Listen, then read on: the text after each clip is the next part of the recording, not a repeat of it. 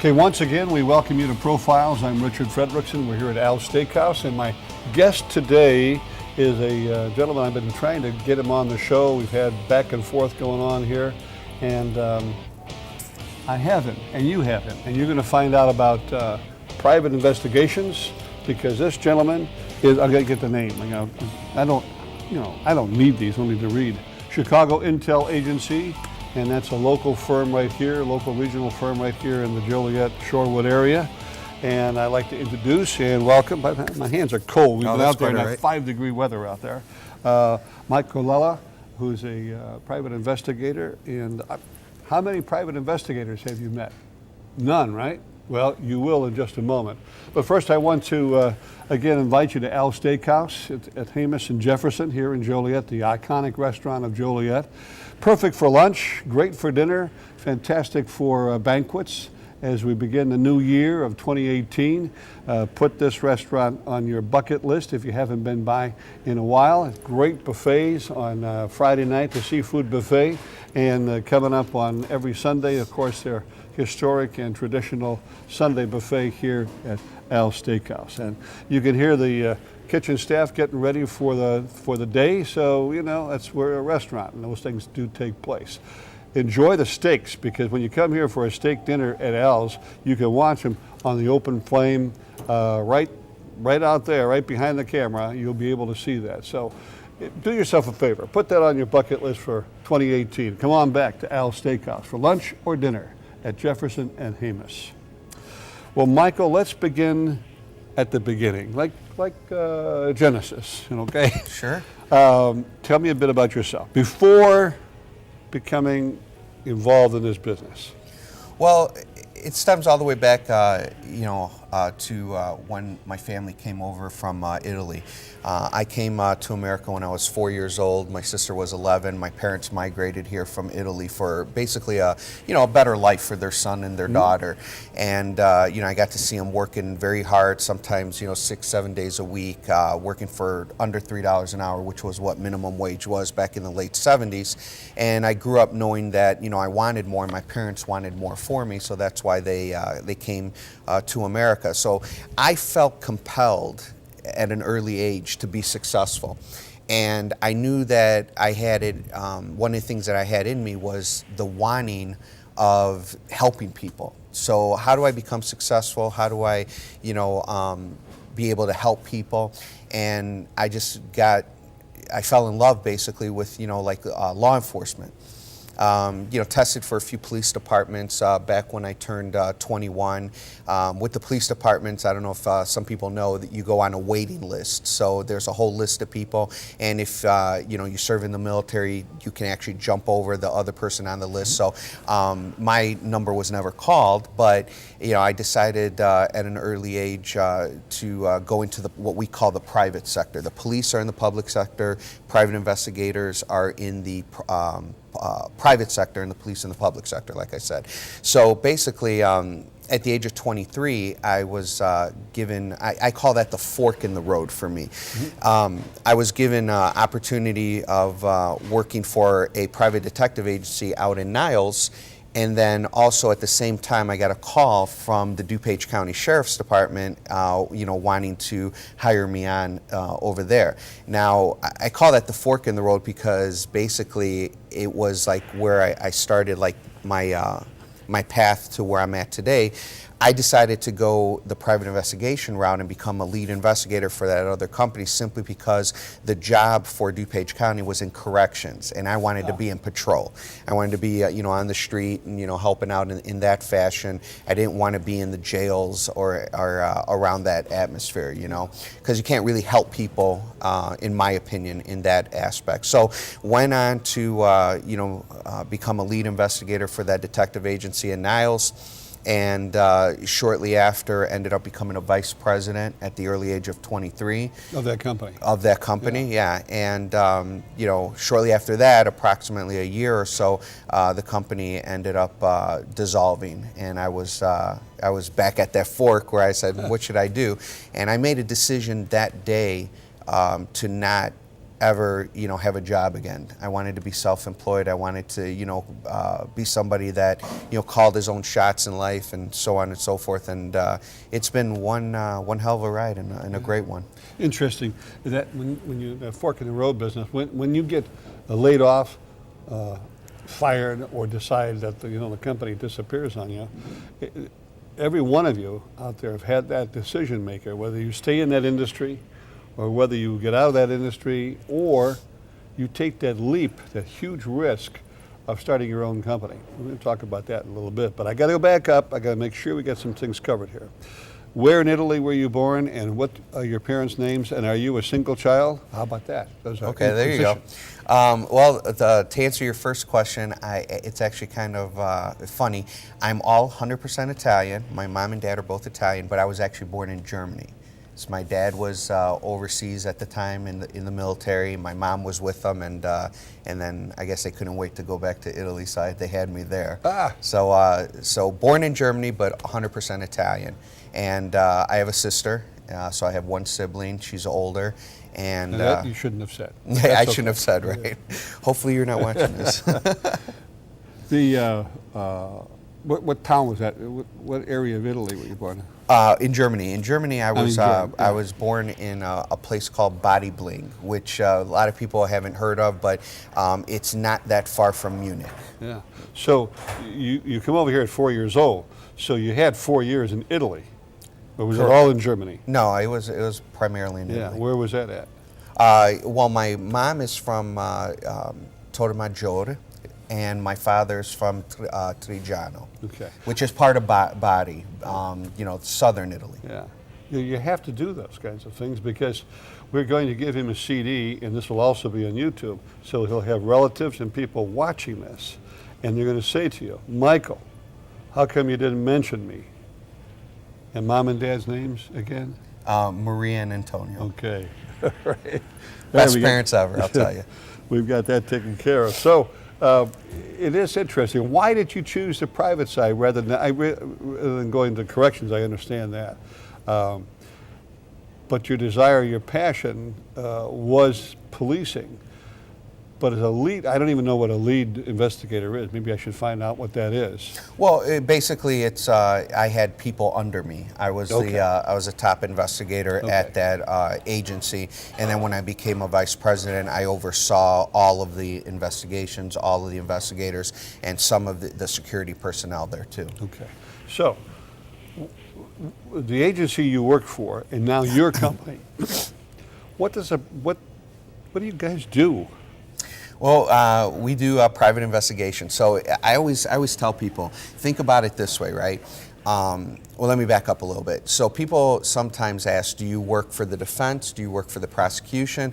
We work for whoever hires us. I was just on TV several months ago for helping to solve a crime that the authorities couldn't do in 13 months. I ended up getting it wrapped up, solved, and getting the person arrested and convicted within 5 weeks. So, and that stemmed from, 5 clients that had hired me that were defrauded. So the whole thing is that we work for the people that basically hire us. Primarily, though, if I had to put a percentage on it, I would say something along the lines of probably 70% for the defense, 30% for, assisting sometimes the prosecution and things like that. So we go wherever we were basically hired and stuff like that. Yeah, I would think, my opinion here, is that the county, city, state agencies, police agencies, district attorneys, really have kind of a firewall with you private detectives. You would more than likely be hired by the lawyers who are defending someone who is accused of a crime or some kind of a... And a lot of times that is the case, but the thing is that I always tell people this way. So think of it, one of your questions was, who hires me, right? Right. Think of it this way. If you're arrested for something, who do you turn to for help? The police arrested you. The courts are prosecuting you. Where do you go? you go to us, and that's where we play a major role at that point in your defense and to basically assist you. Yeah, I'm going to ask you about some other cases. Sure. You won't get into, in generalities, but in checking my notes, that's another story. You had some recognition by the President of the United States of America a few years back for saving a man's life. Tell me about that. I did. February of 2000, I was involved in a shooting where I basically saved my client's life. Just to give you a quick rundown of the story, is he hired us to basically videotape a meeting between him and his ex-wife. She would always meet with him, and then after the meeting, she would go to the police department and say that he physically abused her to try to get him arrested. So my idea was, let's set up a meeting, let's get them together, and let's videotape from point A all the way to point Z, and then have her basically go to the police, lie about it, and falsify a police report and commit a crime, and we get her arrested on that. Well, it ended up going the other way, and she pulled out a gun during the meet, and she shot him once in the stomach, and I was able to catch that on videotape. So as he's stumbling like backwards because he took a shot to the stomach, his ex-wife was calmly, I say that because it shows a psychological mindset of the individual, calmly walking towards him, which I believe was going to probably shoot him in the head. I immediately jumped out of my van and charged towards her and yelling at her to drop her weapon, trying to get her attention off of him and onto me. She ended up shooting once at me, missing. I was able to get up to her, disarm her, get her on the ground, and get her all cuffed up and everything like that. And for that, then President Bill Clinton sent me an email that said, "Good job." So, I always say whether you're a Democrat or a Republican, that's pretty cool, Yeah, it sure is. Absolutely. Yeah. Did the fellow survive? Yes, he did survive, and I'll throw a little humor in the story. Is when I had her finally, secured, I went over to my client who was on the floor, and the paramedics were on the way to assist him, and he kept telling me, he's like, Mike, don't let me die, don't let me die. And I told him, I said, you owe me $2,800. I'm not going to let you die. So I guess he found some humor in it too, because he laughed and he made it. So thank God for that, right? Yeah, it's great. Yeah. It's great. But most cases are, I don't want to use the word mundane, but most cases are not that exciting. No, they're not. They're not. I want to say, I absolutely love what I do for a living. I wouldn't trade it in for anything. I've helped thousands and thousands of people through my career of approximately 21 years, and they're not that exciting all the time, as a matter of fact, like you said. But at the end of the day, we get to see a lot, and we get to be able to be a part of helping innocent people. How they sit there and they say it's better that 100 guilty people get set free than one guilty or one innocent person, go to jail or anything like that. And that's so true. And I've helped people, and now in my career, I take a look at everything. I don't take everything that comes my way, because to be honest, I'll be honest with you, I'm in high demand. I get lots of calls and lots of people that want to hire me, but I have to know and I have to feel, after taking a look at the case, that the individual has a case, that he is innocent. I don't just take it like, most investigators, take jobs just to be able to generate revenue. It's not about that. It's about helping people. So over 21 years, Mike, you kind of filter through the cases. I would imagine by now you have a pretty good idea and relationship with certain law firms. These are the people who are going to call you for the most part. Is it the lawyers, attorneys are calling you? Yeah. So you kind of know these firms, and you know the guy who might be on the back of the bus or up on the billboard or on TV. Absolutely. I've had a great opportunity to meet some phenomenal attorneys, some pretty huge name attorneys out in Cook County, DuPage County, Will County. working with a gentleman closely on a lot of his cases out here in Will County in the Joliet area. His name is Blake Stone, phenomenal attorney, and this individual literally uses us for all his investigative needs and services that he needs done. So, do you work out of your house, or do you have an office location? No, I'm kind of happy to say I work out of my home. Good. So a lot of times, wake up in the morning and just go right to work, and go through the case files and read reports and everything else that's involved. So you're yourself. Yeah, I'm string of 18 people that you have to deal with. No, I don't have to answer to anybody but my clients, and I'm very very happy about that. So when you said you've got this attorney here, and also you deal with Cook County. We've got Will, DuPage, Grundy, Kendall, Cook, Lake. I think that's about all of them that are in the Chicagoland area in Northwest Indiana. Are you? Do you have experiences in all those areas? Yeah, I cover the entire state of Illinois because I'm licensed in Illinois, and anybody that needs anything, I've gone down, south, southern Illinois. I've gone everywhere. It's wherever the job and the case basically takes me. Let me go back a ways to that fork in the road kind of place.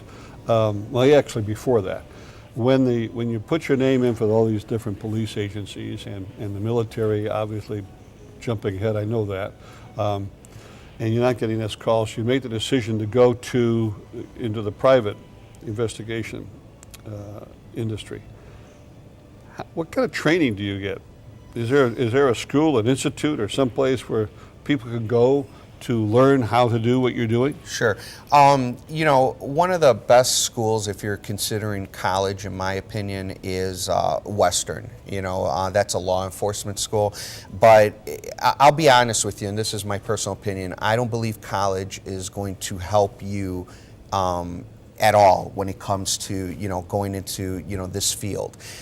Basically, I self-taught, so I basically took a lot of private classes. There was a private detective back 21 years ago that offered a lot of classes involving investigations, involving self-defense, involving so many different areas. So I went to him and got a lot of my training. But a lot of it is self-taught. A lot of it is reading up on your own. Shadowing the right people. I was able to shadow some great private detectives in my time and learn from them. So instead of if it was me telling you what to do, instead of concentrating on college where you're learning about whatever it is that you learn in college nowadays, like math and all this other stuff, you're concentrating more on a trade, Yeah. I think that's a direction that many of at least community colleges are going into these days, where you're going to focus, if you want to be into your industry of a private detective, or whether it's engineering or whatever, get to the focus of what you want to do. And if you want to learn about geography and all that other stuff, well, that's fine. Right. And college has law enforcement, classes, of course. Science. I mean, police science. We all know that. But it's just like, I much rather, have spent my time, which I did, like you said, focusing on my area instead of having 20% of my day focusing on police science or things of that nature, and then like 80% of my day on unrelated things. So yeah, focus definitely. Yeah. What the equipment that is used in investigations 21 years ago versus today? Well, 21 years ago, I had a camera on my shoulder like this, videotaping, as you can imagine, for anyone that remembers that. And then, we thought that we hit the big time when we went to 8mm format.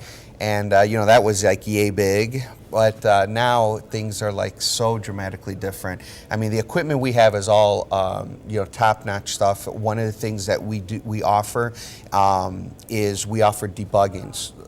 We offer it for anyone, but the majority of our clients are corporations, individuals that want to basically make sure that their office is secure, so there's not any counter espionage or anything like that, or people in collusion. So the thing is that we use equipment in upwards of hundreds of thousands of dollars to be able to, find listening devices, video devices. Nowadays, as some of you know, video cameras are so tiny, and the pinhole lenses allow you to keep them very discreet.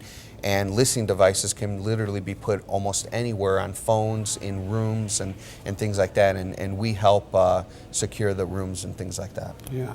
Well, in the state of Illinois, there's somewhere over 1,000 companies that are foreign owned. And we know from our research that China, North Korea, Iran, a few other countries have been sabotaging and stealing. Well, I guess you'd call it industrial sabotage. In Illinois, you read in the newspapers and radio and everything, that we're going to hell in a basket. But we're really not, particularly here in Will County, where business is thriving and increasing and expanding, and there's a lot of good news about Illinois, particularly with companies moving into the Chicagoland area and the Will County area. Will County specifically has had tremendous success last year, I should say, 2017, and ongoing into 2018. So, two areas that I want to do before we have to close it up here. Is that becoming more and more of your focus, that kind of a thing, or is it still, the divorce cases and the what do you call it when an employee steals from the company? What's that called? Employee theft situations? Yeah, and things those like kinds that. of things. Yeah. It's I'll be honest with you. I get a lot of cases in all those areas. Things obviously are a problem, like the employee theft. Yeah. Employee theft is, you're not going to totally abolish that, right?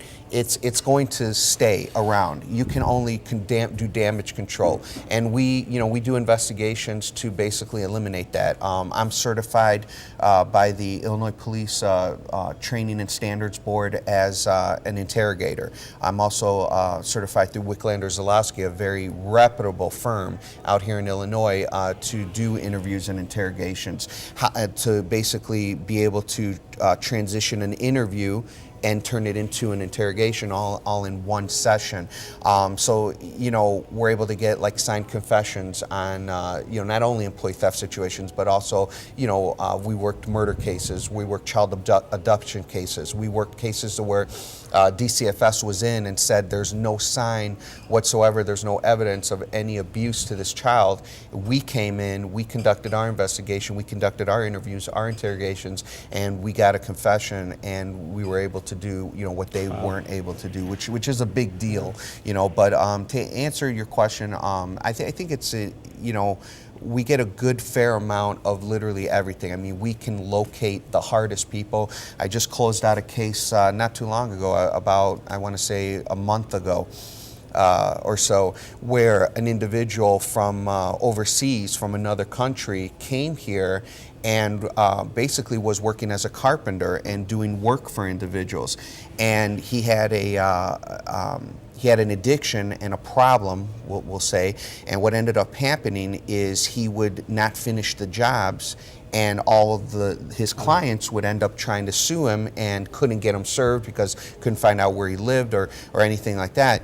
Well, it transitioned into him figuring out, hey, it's easier for me to just take 50% of the job and just run off with that money and not do the work, and you can turn money over quicker, right? So what ended up happening is the police ended up telling my client, you're probably better off with a private investigator because we don't know where he's at. We have no record of him. He owns no assets. He has no driver's license, no state ID, no form of identification in America. Excuse me. So you think to yourself, it's like, how do you find someone like that? Well, I'm proud to say that about 3 weeks into the case, I ended up finding him, getting him served, and bringing justice to my client, where they had no other avenue to turn. You hear about things like that, where people pay 50% up front to get their kitchen Yeah. done or bathroom done, and then they don't come back. All the time, and you know, just real quick, you know, I know of another case to where, you know, people have even written to the Attorney General's office, Right. thinking that, you know, that's a great avenue to get some sort of resolution, and like all they keep doing is sending letters, Form letter letters. back. Yeah, form letter, exactly. letter back. So, and nothing's getting done. So it's like, you know, we can help if that's the case. So as we close out our interview here with Michael, I think, now he doesn't know I'm going to say this, but I'm going to say it. I think you're at another fork in the road, okay? You continue being a successful private investigator, but I think you ought to be sharing some of this in a teaching position. You ought to be teaching people how to get into your industry, and that, you know, in your free time. Sure, sure. On Sunday afternoons between 2 and 4. What exactly is that? 2 and 4 in the afternoon. Gotcha. To share some of this information. And speaking of information, we have all of that right there, phone numbers and investigation. We give his name and everything. So if you need a contact, we're going to supply that for you. And okay? you know, one thing I also wanted to mention is, you know, if you have an opportunity, go to our website, which is, you know, www.chicagointelagency.com, and look through it all, but pay close attention to the tab that says testimonials. Click on it. And one thing that I want to say is I'm extremely proud of this, is that so many other agencies and so many companies in general, what they do is, you know, they'll sit there and they'll post a testimonial, and you see it all the time, right? John R. You know, middle or last initial R, period, and then something great about the company, right? No picture, no last name, like no way to verify if that's true. Yeah. All of the 50 plus testimonials currently and growing that are on my website under the testimonials tab, they have all pictures, they have all first names, all last names. What am I getting at? I'm getting at the fact that they're all legitimate. And I would encourage each and every one of you to take a look at that testimonial page, because you know, my clients, they absolutely love what we've been able to do for them. And even that one attorney I mentioned before, you know, Blake Stone out here in the Joliet area, who's once again a phenomenal attorney, he said that, you know, in 21 years of practicing law, and he was a former prosecutor, assistant state's attorney, and a former attorney general, that I'm one of the best detectives he's ever worked with. So, you know, I think that says a lot, but I pride myself in having real legitimate testimonials that people can actually feel certain that they're hiring a great investigator. Yeah, great. Yeah. Michael, thank you so much. Thank you. It was an absolute pleasure for having me. I hope you've enjoyed our visit, and we're on YouTube as well as Channel 6, and a few other, I think on ATT and all those other places you can find us. So thank you so much, and have a great new year. Take care.